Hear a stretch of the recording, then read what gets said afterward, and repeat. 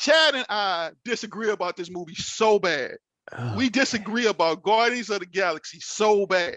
All right, well, hold on. Let's elaborate on more. Let me get. What are you guys' both opinions about the movie? Talking about the first one, right? Which movie? With the Guardians of the Galaxy. Yeah, I hated it. I liked it. I hated Guardians of the Galaxy. I hated it. And why'd you hate it? It was stupid. It was just a dumb movie. I mean, I understand why they did it for the series and stuff.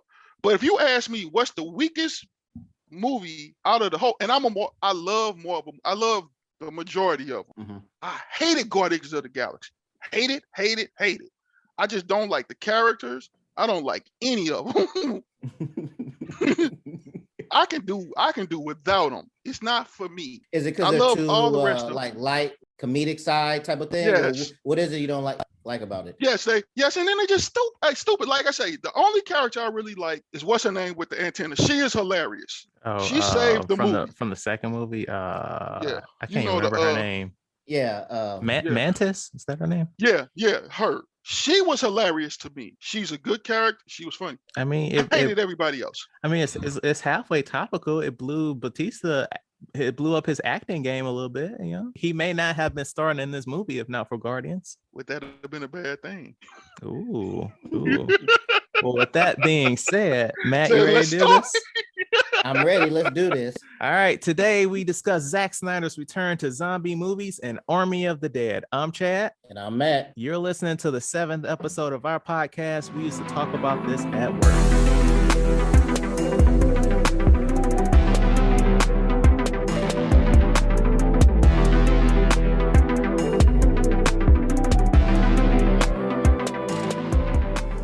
Matt, man, feels good to be back on format. And when I say that, I mean somebody that used to work with us. No shade, no shade against that means you didn't like the last episode. You didn't like me bringing in my own guests. One day I'm going to branch off, and it's going to be like I used to talk about this at work by myself or something like that. Things I said in my head. Right. But no, we would like to welcome Chris. Hey, how you guys doing today? We are doing all right, man. So I used to actually sit behind Chris when I started in one of the positions that I was in at our last job. And our boss at the time, he told Chris, I want you to look out for this kid, and I want you to, just kind of help him out where you can. And he kind of became like a mentor to me. And I'll be honest, before you even tell the story, Chris, I learned a lot from Chris. And I'm thankful for, the information that he provided upon me. And I told him to his face, the day will come where I will stab you in the back and I will get what I need to get. I said that to his face. Wow. Yeah. I need more information to go off with just that. No, that was the story. It's funny because I started helping him at what we were doing, and he would ask me the questions, I answered them. And at first it's funny because I was like, oh, this guy gonna get on my nerves. It was like, because his wit, I didn't get it. He was coming off. I'm like, is this dude a smart ass? And then we just started talking. Yeah. And then we just started talking about stuff. And then I switched to another position. Mm-hmm. So when I switched to the other position, I still kind of would come back and help Chad. And we would talk about stuff. And then I end up going to another position. And Chad was like, I like how you move it along. I just want you to know when it comes to this, as soon as it comes, I'm going to stab you in the back, mm-hmm. and I'm going to take your job. Mm-hmm. So I left the job before he could do it.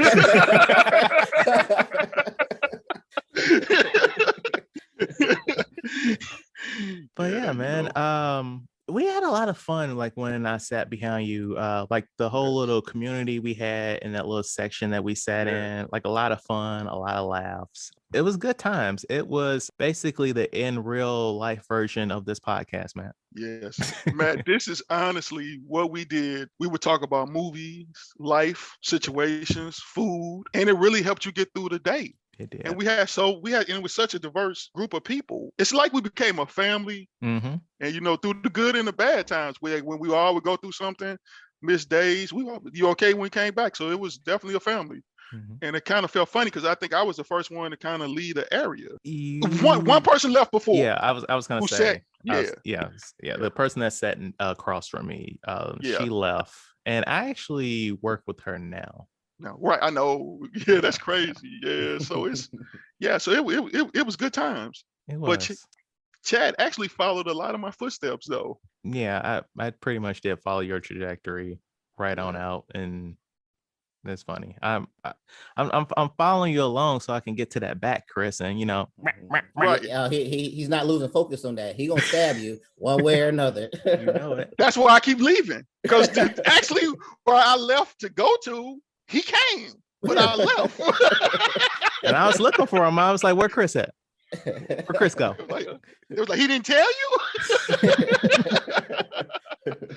I'm proud. I'm proud of both you guys. Now, Matt, I want you to tell the story. It's funny how we actually met, so I'll let you tell this one. All right, now first off, my memory is shitty, but my first memory of you has always been where you were upstairs, they was doing renovations, so they moved you guys downstairs with us. And I remember like one time I came and asked you a question about some things, and I was overthinking it, doing too much. You told me we're not building Cadillacs out here, we're building Pintos. And I've always remembered that thing. And like honestly, that helped me through the job because whenever I'm in my head, I'm doing too much and I'm trying to do stuff. I always remember what you said. We're not building Cadillacs. We've been in Pintos out here. So I'll like still to this day, I always remember that. Wow. That's, you know what? I forgot I remember that conversation. Right. I remember that conversation. The first time I remember him is the interview process. I actually interviewed you, if you remember. Yeah. Yes. First time I interviewed him, and he was so nervous. I mean, Matt was nervous. I'm always like, nervous at interviews. Yeah, and I was like, this kid wants it so bad. Because I always said, if a person is too polished, this was just my mindset, they're lying. If a person is sweating and it's all online, they either want it this bad or something's going on in their life to where they know they have to change it financially to do better. I always say like this, when you want it so bad that you're willing to do anything, you're going to succeed. Don't overthink it. And that's what I always try to instill in people. Like, look, all you got to do is what you have to do to pay your light bill. Yep. Yeah. So I actually miss those times now. I can't tell you how much I miss those times too. Like everything's so different now. And I'm not just talking about like COVID, but just like work stuff. I don't know. Those were good times at that place. It wasn't always a great place to be, but the people are what made it. And I'm missing that so much where I'm at because I'm working with Japanese people and like them with their character and their culture is so different than what I'm used to and being where we was at. So I'm like, whenever I hear something on the news, I'm like, hey, did you hear about this or this or this? And I'm trying to engage in conversation, and they're just like, yes, I did, and just go back to work and everything. And I'm like, well, so what you got planned for this weekend? Just probably spend time with my family. And like, there's no like follow up. It's like once I ask the question, they answer it and it's done. There's no follow up of, oh, what you doing this weekend? Like you said, like a family where even though the place we worked at wasn't great, but we had the people who are friends and everything who we like to talk to and everything. It's like, I don't have the same thing community. Here. You don't have the same community. Right. Cause that's not the way they move and work and things. Right. Yeah. I'm the same way. I don't have that. I don't talk to anybody at work anymore, and that was before COVID. You don't really realize how much that gets you through the bad times. Yes. Because when you at work, you actually spend more time with the people at work than you do with your actual family. Mm-hmm. So when you're really around people through the good and the bad, they become your therapist, your family, your brother, your sister. Nobody could have told me in the beginning that Chad and I would talk as much as we do. I check on him more than he check on me. Chad just, have to call, Chad. Chad doesn't call, and it's fine. No, I am not good at calling people. I'll text somebody all day long, but calling just to see what's up, no, I'm terrible at that. I have a friend at the place I worked at before I met you guys. We still engage like text and whatnot. And every now and again, he'll call me like, hey, just checking in on you. And I'm like, man, I'm so sorry. Like, I'm just terrible at calling people. But like, I do care. But no, man. So what's been going on with you, Chris? Man, just honestly, somebody won the Mega Millions last night, so my dream's been crushed for the last 2 weeks. But actually, just really been getting into a lot of investing. Watching the stock market, learning about it, studying. It's kind of consuming me because with the real estate market right now, if you're selling stuff, that's great. But right now, if you just rent stuff out, you kind of stagnant. And to buy something right now is crazy because stuff is really overpriced. So right now, I'm just taking all the energy I used to do with trying to find houses and stuff and doing it with the stock market, which is great. The way the stock market is now, it makes us all be able to do stuff. Oh, and yeah. I remember growing How up, accessible it is yeah, with apps and and what have you. yeah, growing up, you and I just couldn't say, okay, I want to buy $200 worth of this. Now it's really no excuse. You had to go through like a third party and a check brokerage out. firm and stuff like that. Yeah. Yes. So now what it is, it's no reason for nobody to, not to take the time to learn it and do it. Yeah. So that's what I'm really doing right now. Of course, my twin nephews, man, it's a difference between having girls. Like my niece was so nice and just good, and these boys are like just bad. So How old it's are they? totally different. 3, but they're going on like 55, bro. Right. They're bad. They're Yeah, bad. that's part of the reason I didn't want a boy. I don't want some little buck coming up in here challenging me and whatnot. I don't have time for none of that. But baby girl look like she gonna do it anyway. Right, that's what I'm saying. No, what I'm saying is, if my little darling princess wants the keys to the castle, I'll gladly hand them to her. But if I had a son, nah, boy, you gonna fight for this. It's gonna be like that challenge scene in Black Panther. Really? Really?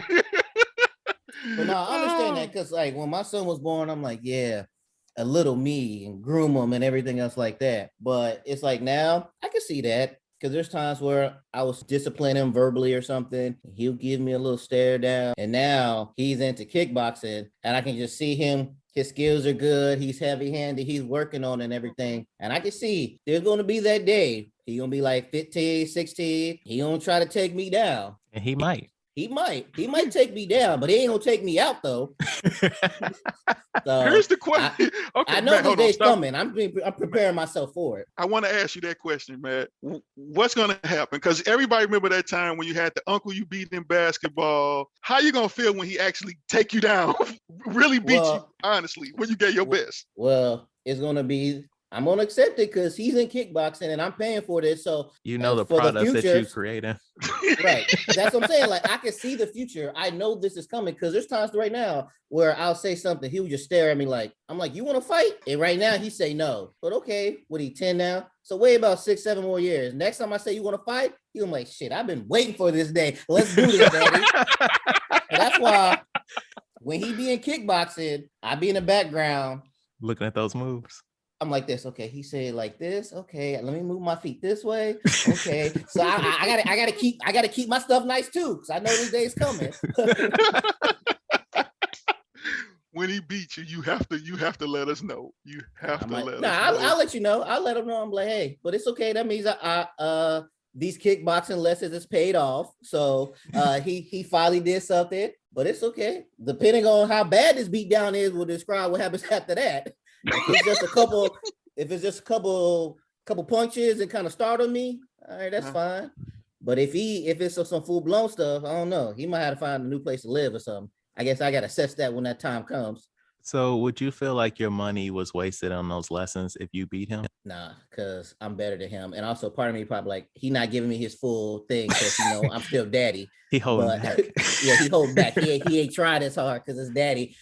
He's trying to let me know, hey, I'm here. I can take you down if I want to, but I have respect for you as my father to not, go 100%. Once I bet you probably in the next 2 years, I can see if it's worth it or not. I feel like if the opportunity comes and you're like, I'm gonna do this, it's kind of like Game of Thrones. Either you win or you lose. It's nothing in between. Like he got to put everything into it, or he just gotta accept this loss. Like you can't hold back if you actually get enough courage to do the challenge. Well, he don't need to listen to this podcast then, because I'd rather him hold back. Wow. And that, it all goes back to this. And that's another reason why I left. Chad is a killer. Chad is a killer. Listen to what he's saying. I'm just speaking facts here. Chad, no, brother, no. You don't take your wait, father out. what are you gonna do when your daughter want to challenge your wife in the future? That don't have nothing to do with me. I'm gonna be in a situation where like I have to side with my wife. Where whatever wobbles that they are going to have, I have to be a united front with my wife. Because at the end of this 18-year journey, if college is the route that she goes, it's gonna be me and my wife in this house, not me and my daughter. Right. Remember when you chose your daughter over me? Right. And you know what? She moved out and you can move out too. Right. But now be careful because your daughter's going to be the one that's going to pick what nursing home you go to. That's true. But, yeah. And I am trying to clean up my health stuff. So I will live a little longer than I thought I would. You're right. Yeah, think about that. Think about that now. Because she's going to pick both the nursing homes. I mean, on the back end, I'm gonna be out like, look, baby girl, I'm gonna get you that new iPhone, so just be cool, all right?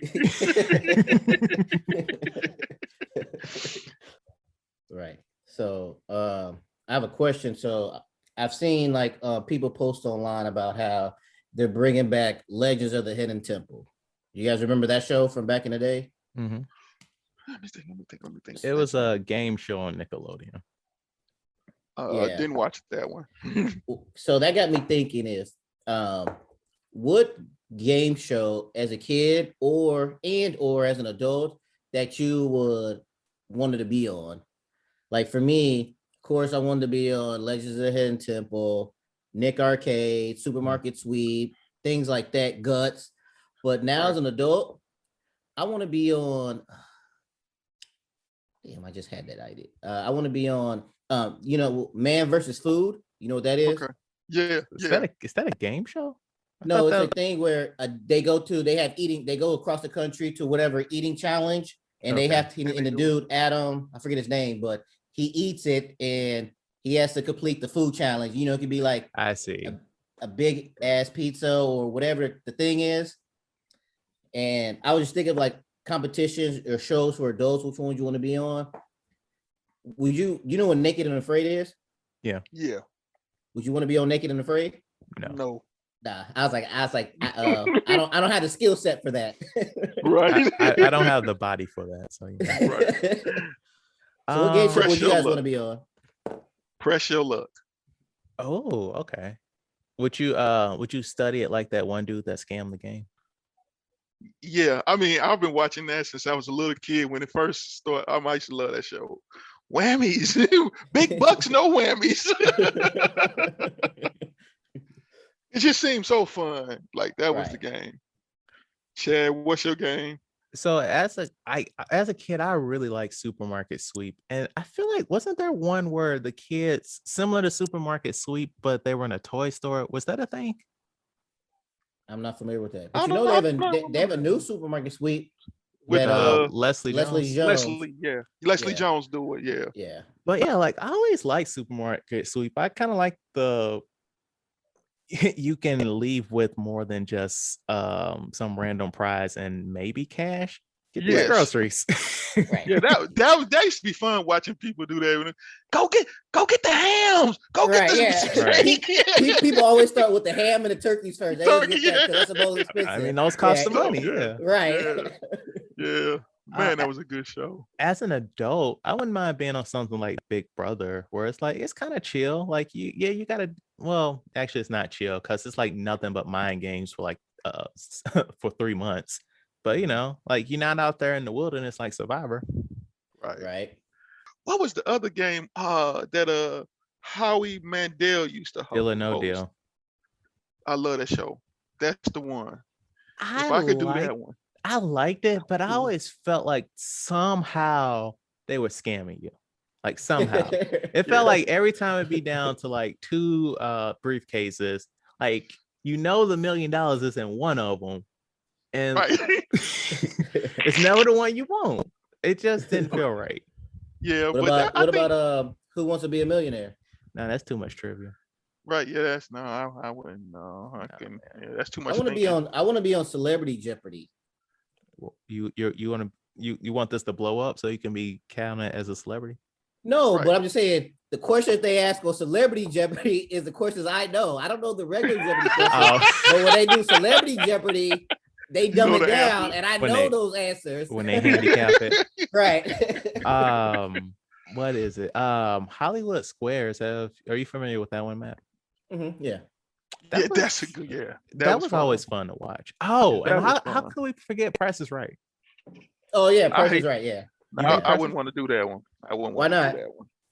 Man, growing up, my grandmother and grandfather used to watch that show. Everybody's grandparents watch that show. Right. You just sit there and just shake your hand. No, I don't want to do it. No, I'm good. I love. What about Wheel of Fortune? What about Wheel of Fortune? Nah, I don't get how they're like, okay, the category is things. It's a lot of things. It's funny because like every day when I get home from work, it's Wheel of Fortune, then it's Jeopardy. Mm-hmm. And I could be just me, but I'm like, when I was younger, I thought Wheel of Fortune was easier than Jeopardy. But like you said, it'd be like things, and then the contestants will have like 4 letters off a 20 thing, and they'd be like, pineapple pizza. And I'm like, where did you get that from? So like right now, I think Wheel of Fortune, because even right now, when I watch Jeopardy, regular Jeopardy, we'll say out of, I don't know how many questions are all together, we'll say out of 20 questions, I can get at least 2. Right. Okay. So, but Wheel of Fortune, I'm always like, trying to figure it out, even when it be like the whole word is there except for like 2 letters. I'm always saying the wrong thing, and when they say it, I'm like, damn, that is right.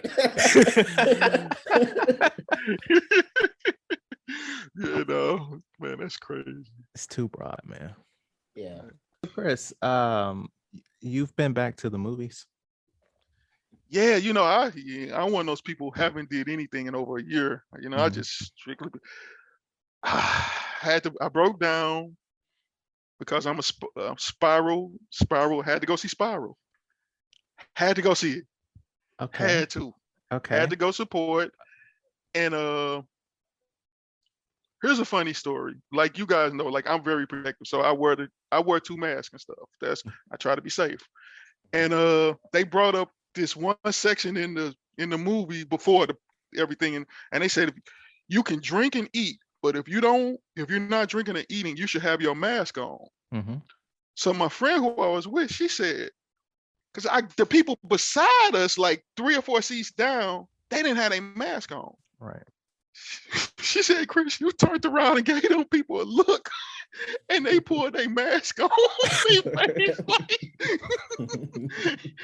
But man, it's definitely different. It's definitely different. It was good to get out just to be around people again. Right. Man, life is so different now. I don't think it's ever going to go back to. I mean, they're trying to make it. They're trying to make it like the old days where all these places are removing mask mandates. Yeah, and that was scary. I went out yesterday, and I didn't realize because most time I only go out on like Friday and Saturday. Like I'm in the house from basically Sunday through Thursday. Okay. Friday I get up and go to the grocery store, run and do this and run that. And I walk in the store where I normally get lottery tickets at. That's probably why I didn't win the lottery. And I went to a different store because I walked in there and it's like nobody had a mask on. So I'm looking around. I'm like, okay. So I'm the only person with a mask on, and the cashier, she know me. She was like, yeah, Chris, we don't have to wear masks no more. So I ended up going. I left there and I just found one that wasn't crowded and grabbed some tickets from there. Because I'm still not 100% convinced on everything. But yeah, I went to the theater. It was different. And they are doing social distancing, so they only sell so many tickets, and they keep a certain amount of seats apart.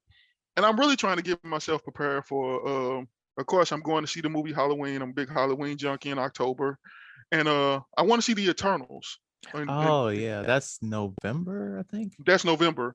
Mm-hmm. So I want to see those 2 movies. So I'm trying to slowly get out, but like you said, now when they lifting everything up. No, I kind of wish we could go out. Where I work at, just majority of the people have the vaccine, but out of town, they haven't. It's they're still on. They just got the vaccine out in town in Japan, where they're still on the process of medical people and elderly. And last time I checked, the elderly is like it's either 70 or 75 and older or getting it. So anybody underneath that, nobody has a vaccine so far in Japan. So even though the majority of the base has got the vaccine, it's kind of like a goodwill type of thing with the U.S. and Japan. That hey, we know that you guys ain't vaccinated and y'all automatically normally wear masks, so we about to keep our people wearing masks too when we go out in town and stuff.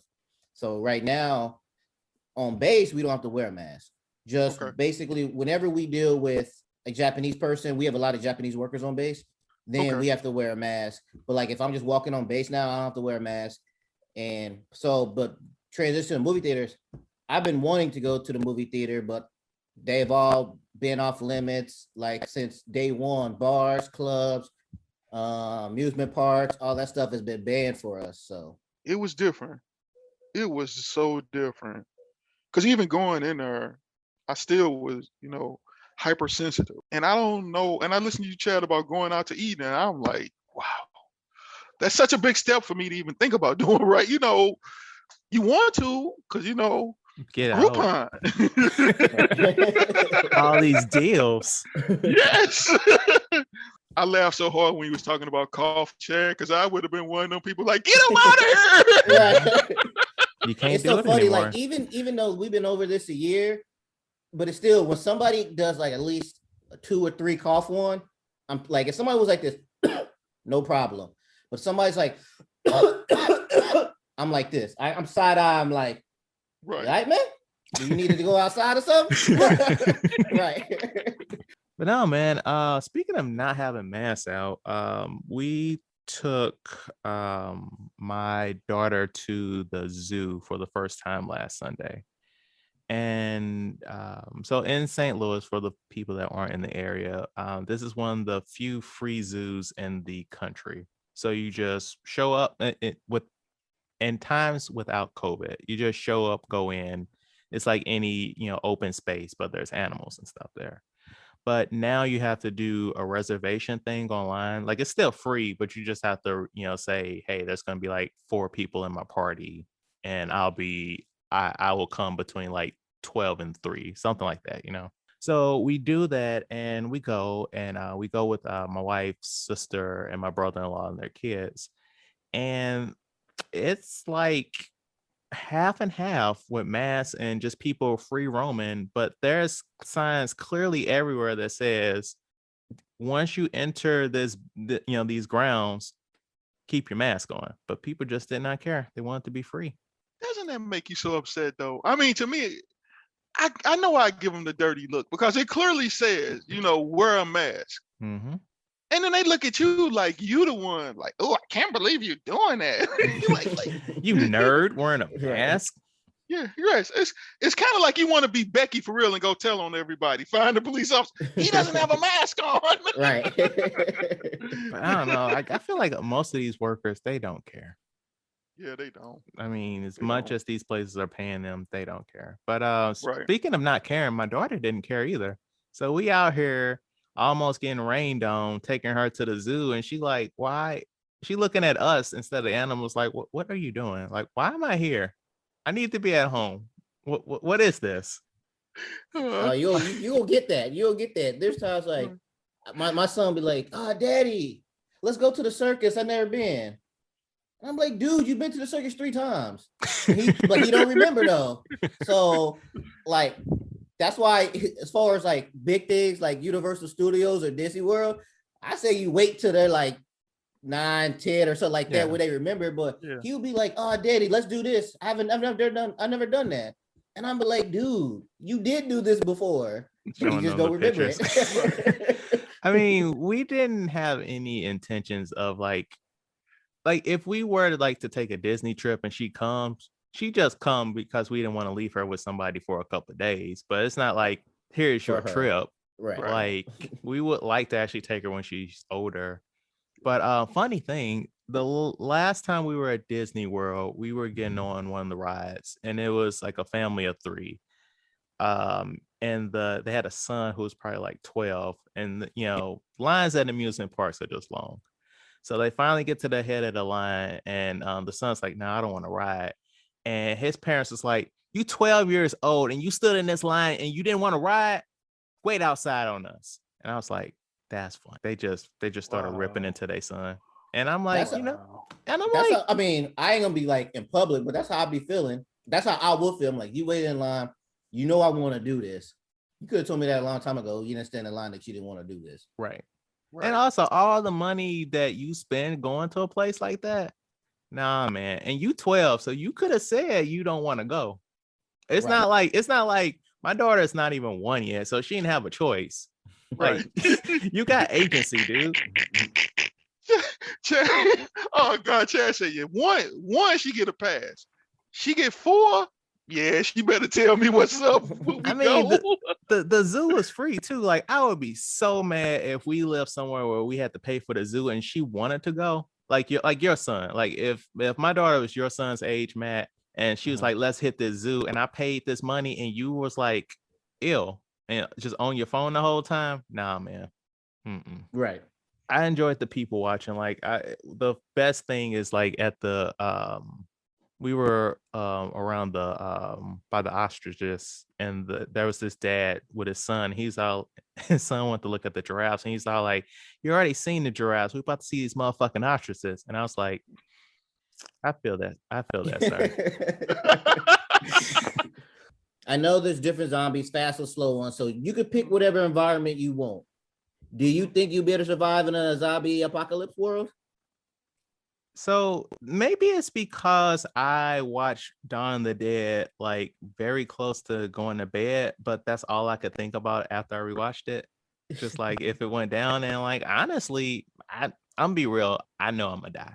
Like I don't know if I'm gonna be a zombie or what, but like if the zombie apocalypse happen, it's a horrid world, and then like to see your family die. Nah, man. My wife's not really into horror movies, but she always says, like, if I'm in a situation, like when I say like this is me speaking for her. She's like, if I'm ever in a situation like that, just kill me. I'm not trying to live through this, because like what are you living for? Okay. You have the hope. What my hope? wife doesn't do none of this horror stuff. So all these movies, like scary anything, I always gotta watch it by myself. But we did when Walking Dead first started. We was on it for the good first 4 seasons. Okay, that's probably about when I stopped. Yeah, but I don't think I'm gonna be, if this was a TV show, if this was a movie, I wouldn't make it to the end. But I ain't gonna be the first one out though. I'll be somewhere in the middle where I think I'll be able to make it that far. Okay. I'm gonna be honest with you. Movie, I'm dead.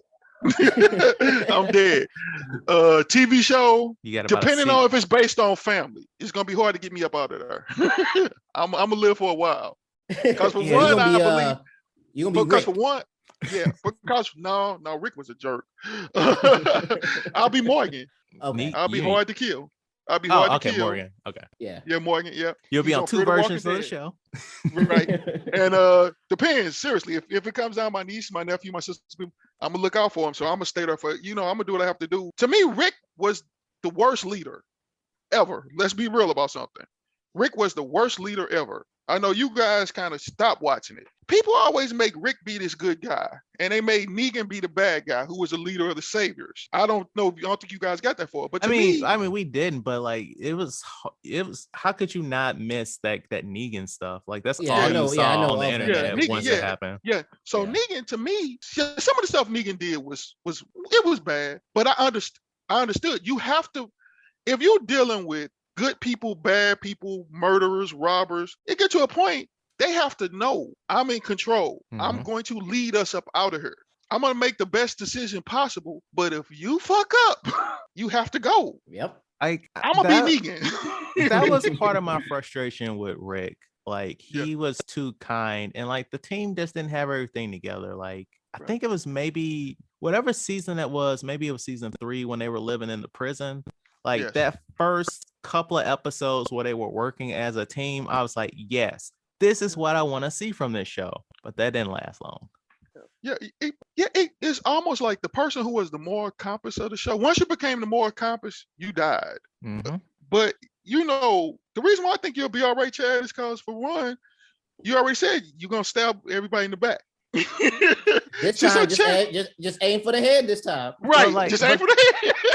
it's one thing to say that and you're doing it metaphorically with your words, but to have to like kill somebody that you love because they got bit, I don't know if I could do that. I know that it has to be done. All right, so since we are really getting heavy into the zombie talk, let us talk about this week's movie, Army of the Dead.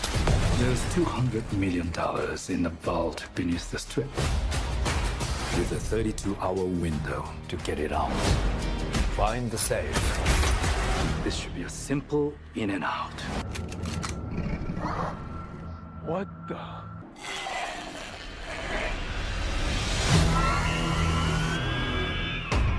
Following a zombie outbreak in Las Vegas, a group of mercenaries take the ultimate gamble, venturing into the quarantine zone to pull off the greatest heist ever attempted. So obviously we're going to do spoilers. We're going to do our very best to describe portions of the movie. Not guaranteed that we're going to be super clear, but we're going to do our very best to be more detailed about our points that we're going to make. Okay, so Chris, what were your thoughts on Army of the Dead? Let me say I watched this movie twice because I came up with a first set of thoughts about it, and then I went back because I actually compared it to Dawn of the Dead first. That was my mistake because Dawn of the Dead is a classic. It's not going to make my top 10 list. It's just not. It's not going to make my top 10 list. But it turned out I watched it. The beginning of it was great. I have to give them the props. It was just a great beginning. You know, it started off, talking about Area 51. You have this husband and wife not paying attention because they just got married. Mm-hmm. Bam. They have a car accident with a military caravan that's transporting a zombie. And all hell breaks out after that. Then you hear the dispatcher talking to the military guy, and she's like, "Get away." He's like, "Ma'am, no, that's not what we do." And she's like, "Listen, get the fuck out of there." That opening was great. And then it gave you enough to show what happened, how people were dying, how one zombie or one creature, whatever it was, can just start this whole infection. Right. And I will say Zack Snyder, he is the definition of style over substance. But the man can open a movie, and like that opening sequence to Viva Las Vegas and the zombie outbreak just happening, just brilliant, absolutely brilliant. And the colors are used, the colors, the editing, and also it told a concise story. It was like the zombie apocalypse happened. Here are the things that happen in it. Here are some characters that we're gonna follow. You had a whole arc in like 2 minutes. And this is how it ended. And just absolutely brilliant. And Zack Snyder is so good at that. Once you met the characters, you knew who you were going to like and you knew who you were going to hate. Mm-hmm. After watching the movie the first time, I said, I can't remember any character's name but Martin. Which one was Martin? Martin was he's actually the bad guy, Garrett Dillahunt. Oh, I absolutely love Garrett Dillahunt, yes. Yes, he's done so much great work on Fear the Walking Dead. Let me say that first of all. And he also was on Deadwood. Yes, he HBO. Was. Yeah, great actor. And that's one thing I realized. I said, if you can watch a movie, who jumps out is the name you're going to remember. And it was him. And I'll tell you who else. Theo Rossi.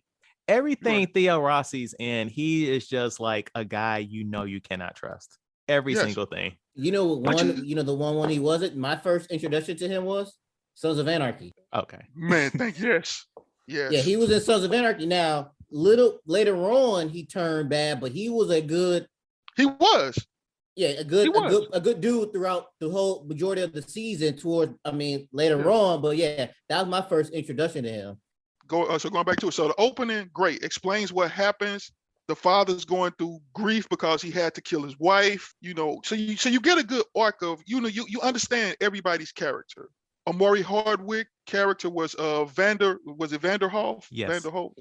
Yeah. Amari did a great job. He's another guy that I've been watching in a lot of his movies. Like, I love him. I'm gonna butcher his name, but he was the rich guy. Hunter Bly. His name was Hunter Bly in the show. The Japanese, the guy that got them the job. Right. He also was in Mortal Kombat. He's in everything. Yeah. So it was so I really love that. And like you said, he's he's rich on the pictures and stuff. The story, normally he doesn't really give good stories, but it started off strong. I like the storyline. It let you know I hated the daughter. I don't like her. I wanted her dead. The daughter being Yes. Dave Bautista's character's daughter. Yeah. Right. What was her name? Her name was Kate. Bad. Yeah, Kate. They need to stop Ella always. Purnell. Yeah, they really need to stop this with. I understand it's a movie. I'm gonna leave you. Let's just be real.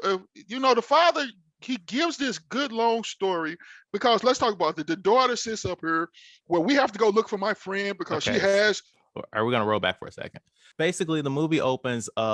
Las Vegas is lost. It's just infected with zombies. So the military, they send people in. They get as many people as they can out without being bitten, and then they just quarantine all of Las Vegas. But the kind of messy thing is that there are people that they are holding in a detainment camp, like not too far from the quarantine Las Vegas. And the government is using this as an excuse to like keep people that aren't bitten, but they just don't want them in the country. So shades of the real world. Dave Bautista's daughter, she works as a volunteer in the area that is detaining these people. And for a price, people can pay coyotes to take them into quarantined Las Vegas, bust open some slot machines, get some money, and, come back and do what you need to do to get out of the encampment. And so the whole movie is Dave Bautista. He used to be in the military, did missions in Vegas, killing zombies.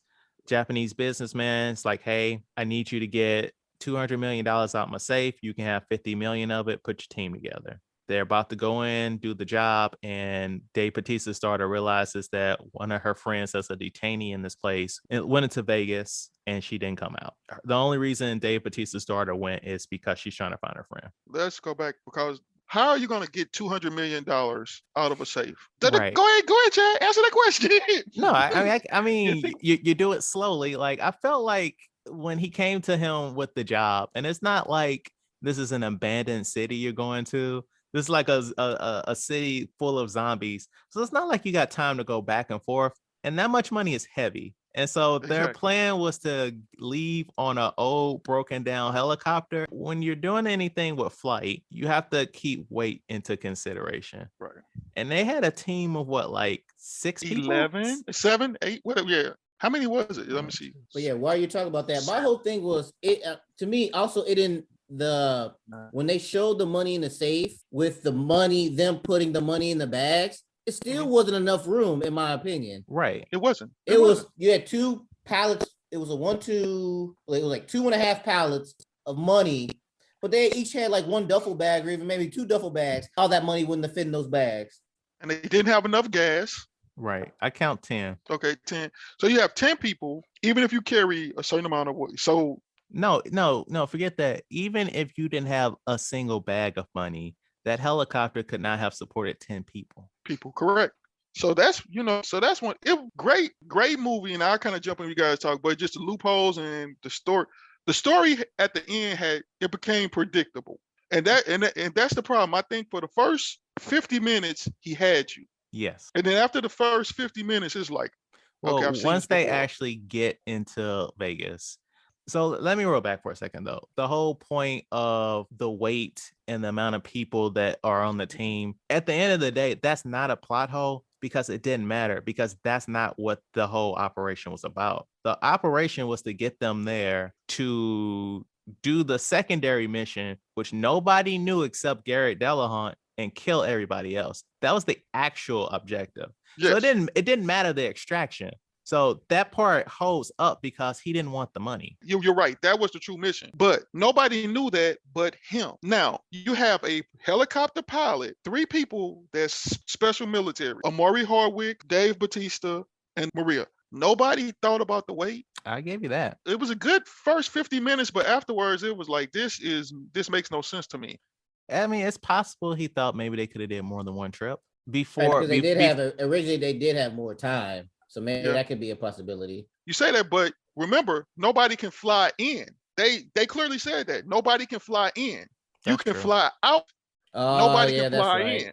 That's right. I see what you guys are saying, because that was not the whole story. Because the story was he wanted to take a zombie out so he could start an army of his own. But I'm just saying, you have 3 special forces people, and nobody thought about that. The holes kept coming as the story went on, if that's what you pay attention to. If you just wanted action, then it was a great action movie. But if you go into stories, it lost me after 50 minutes. You made a fair point, Chris. Yeah. Okay, go ahead. I'm sorry, Matt. Yeah. No, you're good. It was a good movie. I say, because you get the zombie aspects of it, you get the heist aspect of it, and then if you're feeling sentimental, you get the daughter father aspect of it too.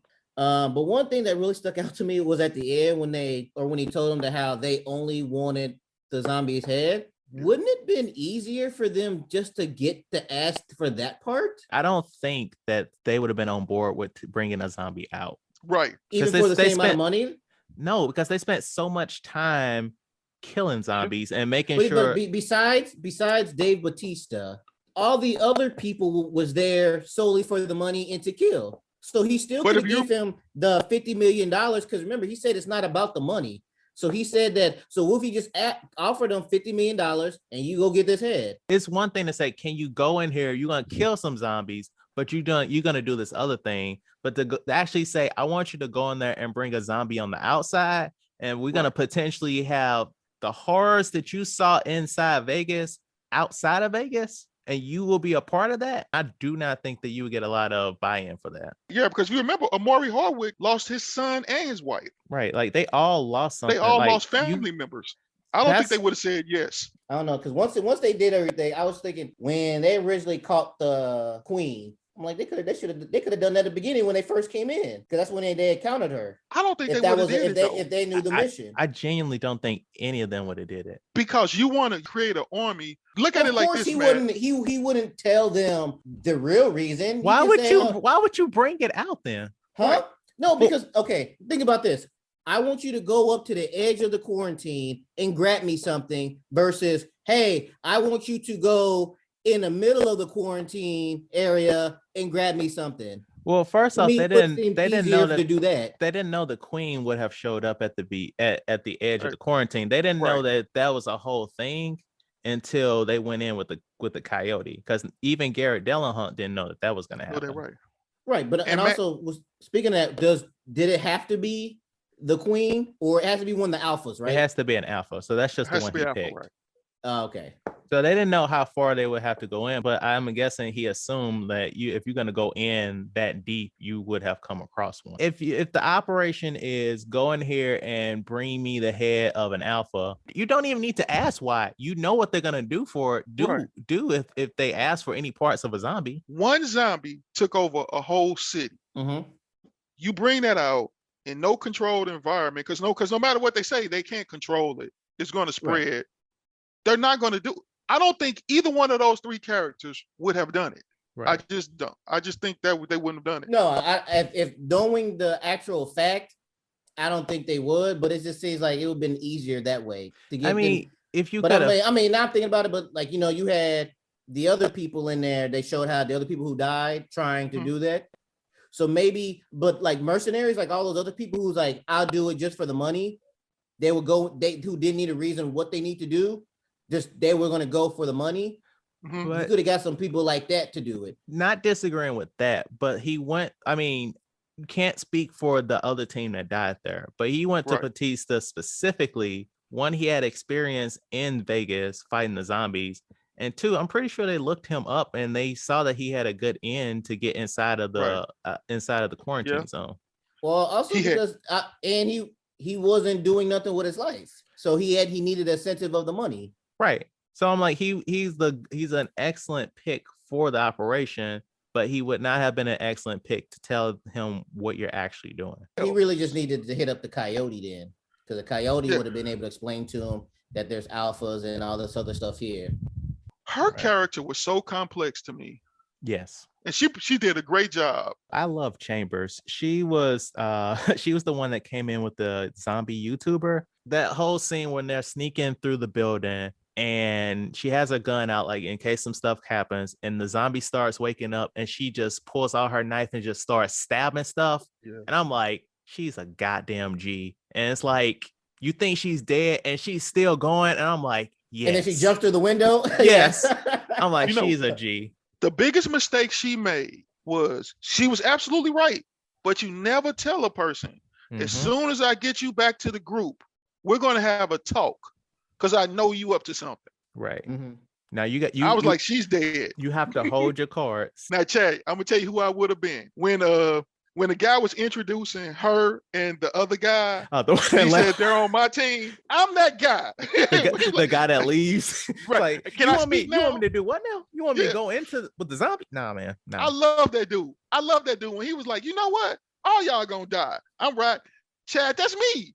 Like, I thought that Garrett Delahunt was gonna kill him. Yeah, no, because if he would have did it, then you would have knew he was up to something. But no, like he was like, I'm out, and he got in the car. I was like, y'all just gonna let this man leave? Like, what y'all doing is not legal. Yeah, but you know what? That scene right there, when I saw that, Chad, I thought about you and me, and that would have been me. I'm not going into the zombie land. Chad, you would have went for the money. No. And like something that annoys me in zombie movies, especially in this one, like y'all can't wear sleeves. Thank you. Like y'all couldn't wear like mesh or like not mesh, but like something hard so where if you got like bit, Kevlar. it wouldn't like pierce your skin. We can't do that. But let me ask you this: how dope was the lead bad guy when he put the mask, when he put the skill on his head, stop the bullet? I'm like, he gangster. I'm like, nobody know how to shoot somebody in the eye. What we doing? That's the same thing I thought about. I was like, no, all y'all got accuracy for the head. Nobody got accuracy for the eye. No, it don't work like that. Matt, you never gave it a score. Chad, we got to hear your score. You tell what you thought, but Matt, you never. So where do you rank it at? As a 10, I give it a 7.5. Okay. Oh wait, we doing our rankings. That's right. Oh yeah, are we going back to those rankings? Oh, we didn't finalize it. Okay, go ahead. What's the one that we did with the 3 points? Yeah. It's if it's the one being the highest, and that is one was the lowest. One was the lowest, and that means it's just the podcast about we talk about this at work. We do work stuff. So 1 means you fired. 2 means satisfactory. And 3 means promotion or more money, whatever you want to say. Or a raise or something. Raise. We're still workshopping it. Yeah. Okay. So if you were given this movie an evaluation, you're this movie supervisor. Well, I'll jump in. I would give it a raise. Like, I love this movie. But I agree, like the first hour, like once they got to Vegas was probably the best part, like assembling the team and stuff. But yeah, I would give it a raise. Like, I love the movie. Like, I like a heist movie. I like that, everybody's not gonna make it. Somebody's got like a side hustle going on. The moment Batista told his daughter he would give her his entire cut of the money, I was like, oh well, you're gonna die at the end of this movie. Well, when they had the conversation and he said, well, can we kind of start over again and be? I said, yeah, he's dead. What would your rating be in our scale that we're trying to figure out here? They keep their job. Number 2, I'm not gonna fire them. Number 2, you get to work, but it's not a. They're not getting a raise out of me. A raise is Dawn of the Dead, Night of the Living. See, that's what you do, Chad. You cannot say no. They don't get a raise. No. I feel like they performed very well this quarter. But now hold on now. It was 2.5 hour movies. So if they did very well the first hour, what happened to the last 90 minutes? And you want to give them a raise? I'm not gonna lie. Like near the end of the whole production time, their performance suffered a little bit, but but they were still outstanding. Yeah.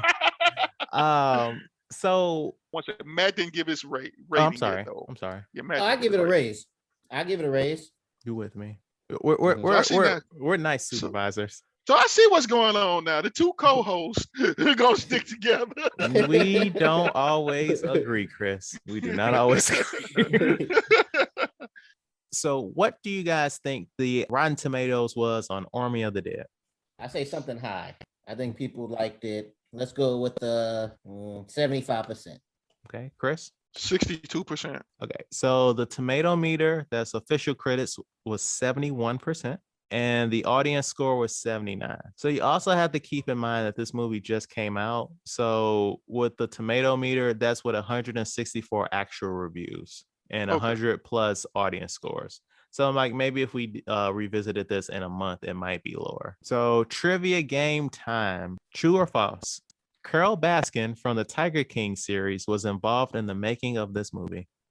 False. I'm gonna go with false. It's true. Really? For the tiger in there? So Valentine was based on Carol Baskin's Big Cat well before Tiger King became a streaming phenomenon. The effects team spent a week at Carol Baskin's sanctuary. I knew I should have said true. I mean, since it was one or the other, I thought you would have just went true just to hit the other side. All right. So I got 2 pieces of trivia and then we are out of here. Chris D'Elia originally played Phillips. He filmed his role along with the cast. But in the summer of 2020, stories broke about him pursuing underage girls for sex. Zack Snyder ended up hiring comedian Tig Notaro to replace him. Notaro was filmed alone and inserted into the film for all of the scenes that D'Elia was in via green screen and other effects. So did you guys notice that she was kind of always by herself? I didn't notice it until you just said it right now. Right. Yeah. The last bit of trivia I have is at 148 minutes, this is the second longest zombie film. I should have actually had this be the trivia question. George A. Romero's Dawn of the Dead clocks at 156 minutes. Army of the Dead is also the third longest mainstream horror release behind It Chapter 2 and Doctor Sleep. It didn't seem like a long movie at all. I agree. It flowed. For me, it flowed, but there were parts where I had to pause to do stuff. And I was like, wait, I have this much time left? That's the same thing. Like I was watching it last night and I paused it and I went to go do something. And then that's why I noticed it too. I'm like, well, it's been that. All right. But all right. Do you have anything you want to plug before we get on out of here, Chris? No, that's it. It's actually been fun. I know you're gonna have to do the cuts, but to talk this long to you guys, yeah, on a Saturday night when basketball is going on, it's been fun. I have it on the screen. I'm multitasking. Okay. Yeah, I will say, like, I really enjoy this. Like this, I look forward to this every week. But you know, one of the main things we do is we have like people we know. Even last week with Laurent, that was a lot of fun. But like when it's like people that we both know and we'll get into like a long tangent about something, like that's fun in the moment. But when I gotta listen back to this to edit it, I am so mad. I'm like, why didn't I stop that conversation? But no, like this was a lot of fun, and you would definitely be back, Chris. Sending on the air to make it official. One of the conditions of Chris coming on tonight was that this October we have to bring him back for Halloween. Exactly. Yes. The movie Halloween. Matt, you have to watch all of them. Don't worry, I got a checklist. I'm about to be all the Halloween. I'm about to be like, oh, y'all see this? Right. I'm gonna be all over my horror stuff. Because we have to compare the Halloween, because the second Halloween comes out, which would be Halloween Kills. In this universe of Halloween, it's 3 universes of Halloweens. Wait, this so is you're gonna have a Curtis, right? Mm-hmm. It's a bunch of them with Jeremy. Yeah. I'm thinking the right thing. Okay. Right. So you have to start from Halloween 1 and go all the way to Halloween 6. Then you have to watch the Rob Zombie Halloweens, and then you have to start this one. And then we have to talk about Halloween. We got until October to get ready. Right. You have until October to get ready. I've seen the first Halloween. That was my condition because I'm like one of the biggest Halloween fans it is. And Chad watched the last Halloween. He called me. He was like, stop. We will talk about this in October. All right. All right, I got a list down. Anyway. Thank you so much for listening. Please rate and review our podcast on your platform of choice. If you have any feedback, please email us at weusedtotalkpod@gmail.com. Like our Facebook page, We Used to Talk About This at Work, and follow us on Twitter and Instagram at We Used to Talk Pod.